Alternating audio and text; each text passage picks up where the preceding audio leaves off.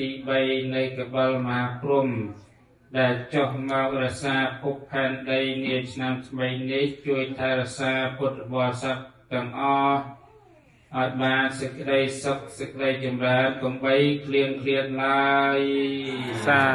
គឺជាថ្ងៃឆ្លងបុណ្យចូលឆ្នាំខ្មែរធម្មតាគឺ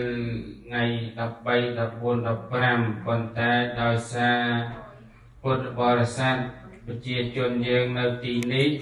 ធ្វើការឈប់សម្រាកនៅថ្ងៃសៅរ៍និងថ្ងៃអាទិត្យដូច្នេះតាមវត្តអារាមជាច្រើនគឺបានលើកថ្ងៃឆ្លងបុណ្យចូលឆ្នាំមកធ្វើនៅថ្ងៃសៅរ៍ឬថ្ងៃអាទិត្យនៅក្នុងវត្តយើងនេះគឺធ្វើបុណ្យឆ្លងស្រង់ព្រះ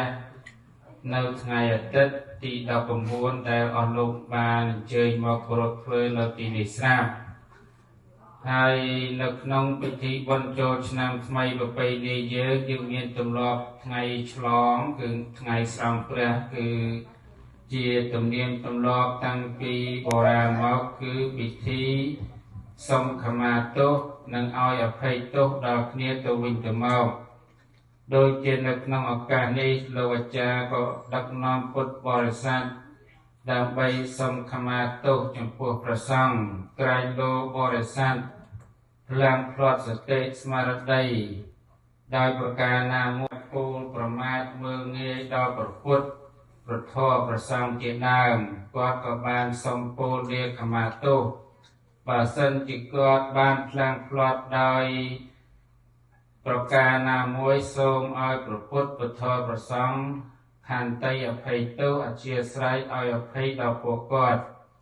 នៅក្នុងឱកាសនេះអាត្មាភាពតំណាងឲ្យព្រះសង្ឃគ្រប់អង្គនៅក្នុងវត្តរតនរាសេរីមាសនេះសូមប្រកាសថាបើសិនជាបរិស័ទលោកយាយលោកតាណាមួយពោលពាក្យផ្លាំងផ្លាត់សតិស្មារតីគឺព្រះសង្ឃមិនមានការកាន់មិនមានការយកទោសយកបីអ្វីអំពីបរិស័ទឡើយគឺតែងតែឲ្យអភ័យដល់ពុទ្ធបរិស័ទជានិច្ចម្យ៉ាងទៀតបើសិនជាព្រះសង្ឃលោកពោលពាក្យមុនស្រាកសូរពុទ្ធបរិស័ទទាំងអស់អធ្យាស្រ័យអភ័យទោសដល់ព្រះសង្ឃផងដែរនេះគឺជាការឲ្យអភ័យដល់គ្នានឹងគ្នានៅក្នុងថ្ងៃចូលឆ្នាំតាំងពីថ្ងៃចូលឆ្នាំតែយើងធ្វើពិធីថ្ងៃនេះគឺជាការសុំខមាទោសចំពោះព្រះសង្ឃហើយព្រះសង្ឃក៏មិនអូស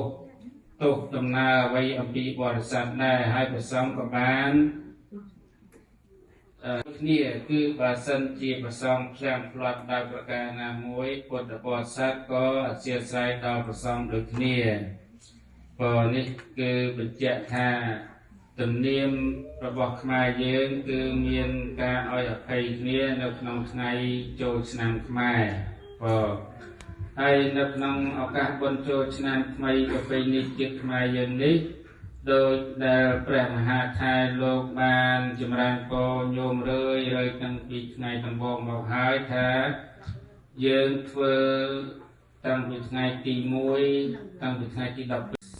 ថ្ងៃសៅរ៍ថ្ងៃអាទិត្យរហូតមកដល់ថ្ងៃទី19នេះគឺរយៈពេលជាច្រើនថ្ងៃគឺ1សប្តាហ៍បានយើងឆ្លងបុណ្យចូលឆ្នាំនៅក្នុងឱកាសបុណ្យចូលឆ្នាំនេះគឺបរិស័ទជើងវត្តចិត្តឆ្ងាយបានអញ្ជើញមកបាំងស្គរនាំយកនៅទេយទានមានចង្ហាន់វ័នជនគ្រឿងបរិក្ខារព្រមទាំងបច្ច័យ4បវរណាចំពោះព្រះសង្ឃនិងឧបត្ថម្ភដល់វត្តនៅក្នុងឆ្នាំនេះគឺបែកឆ្ងាយបញ្ជាក់ឡើងវិញគឺលោកអាចារ្យដឹកនាំបរិស័ទសូមខមាទោសចំពោះព្រះសង្ឃក៏ឲ្យអភ័យទោសដល់បរិស័ទហើយព្រះសង្ឃក៏សូមការឲ្យញាតិញោមទាំងអស់អភ័យទោសដល់ព្រះសង្ឃដែរបើសិនជាព្រះសង្ឃធ្វើខុសដូច្នេះយើងបានឲ្យអហោសិកម្មគឺឲ្យអភ័យដល់គ្នានឹងគ្នានៅក្នុងឱកាសបុណ្យចូលឆ្នាំថ្មីរបស់យើងនេះដតីអំពីនេះគឺខ្ញុំប្រកាសណាតំណាងឲ្យ ព្រះសង្ឃប្រសិទ្ធពរជ័យសិរីមង្គលវិបុលសុខគ្រប់ប្រការចូលកើតមានដល់ពុទ្ធបរិស័ទទាំងអស់គ្រប់ទិនរាត្រីកំបីគ្លៀងគ្លៀតឡើយម្យ៉ាងទៀតសូមឲ្យទេវតាឆ្នាំថ្មី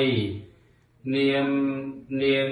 រាជសក្សាទេវីដែលជាបុត្រីទី3នៃកបិលមហាព្រហ្មដែលចុះមករក្សាភពផែនដីនាឆ្នាំថ្មីនេះជួយថែរក្សាពុទ្ធបរិស័ទទាំងអស់ឲ្យបានសេចក្តីសុខសេចក្តីចម្រើនកុំបីគ្លៀងគ្លាតឡើយសាធុសម្រាប់ចម្រើនព្រះវរទេលោក